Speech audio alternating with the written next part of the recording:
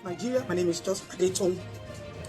So I've received countless calls, chats, and whatever, and everybody has been saying, just Adetong, what's your take on Natasha Akpoti and the Senate President? First of all, I don't have a single take on this matter. Rather, I have a stand. A stand for the fact that we are women. A stand for the fact that we must come out publicly to defend ourselves. A stand that as women, as young girls, we must stay firm to protecting our gender. My stand is very straight and simple. That together we bear one name, regardless of our status, regardless of our pedigree, regardless of our position. A woman is a woman, and a mother is a mother.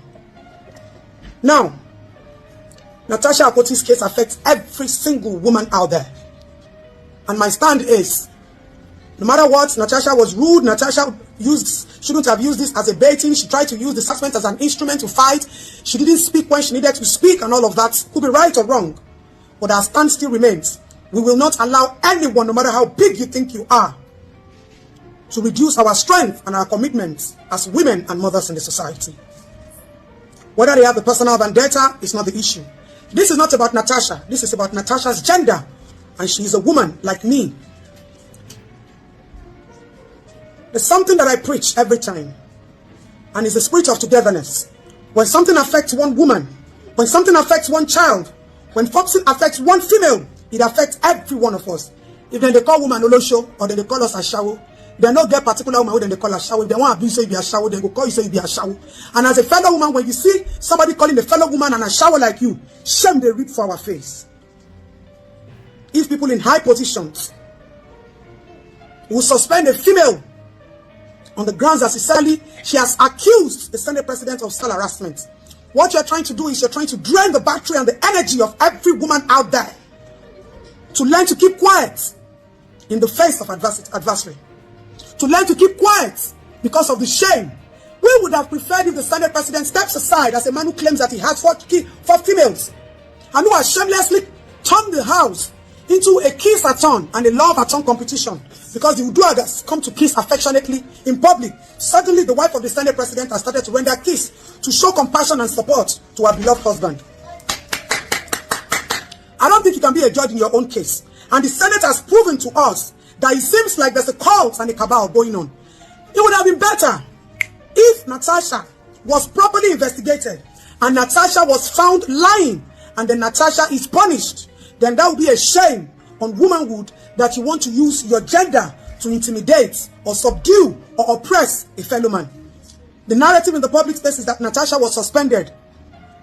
I've seen a lot of our adults, women, coming on the media space.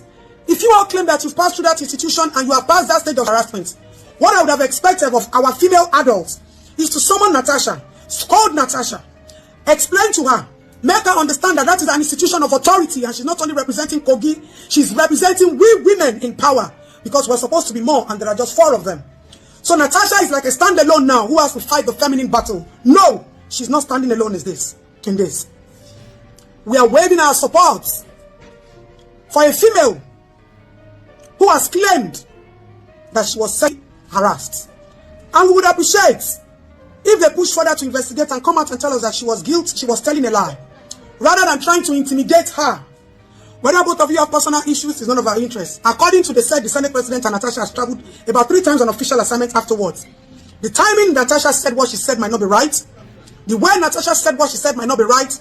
The platform Natasha said what she said might not be right. But Natasha is a female, and no woman will come out that she has been totally harassed, and we will keep quiet. Don't forget, in the same country where we are, our minors are being assaulted on a daily basis. Our women are murdered on a daily basis. And a lot of them cannot come out to talk because of the fear of oppression and intimidation.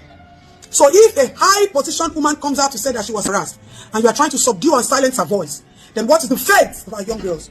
You will not call us weak in the face of our troubles. You cannot shame we women because we already know that we have problems and challenges we're facing because we're females. On that note, we're trying to appeal to the Senate to take a different direction, a turnaround concerning the case of Natasha Akpoti. If not, you might be calling for the war of females. You might be calling for a stand-up of we women, because one woman is all women, and one female is our gender. And we owe an allegiance to stand up anytime, any day, regardless of how big or how small you are. Nobody, no woman deserves to be silenced and no woman deserves to be intimidated. Thank you all. And we will definitely come out on our next move on this issue. Thank you, fellow Nigerians. Thank you all the women who have come out to support. And to those of you women who have not understood that this is not an individual battle or a battle against an individual or a person. This is a battle for, against, and in support of we women being oppressed in the face of adversity. And I want to say this. This is not about Natasha. This is about all of us. It's about what they are about opening. We have children who get violated and abused by adult men.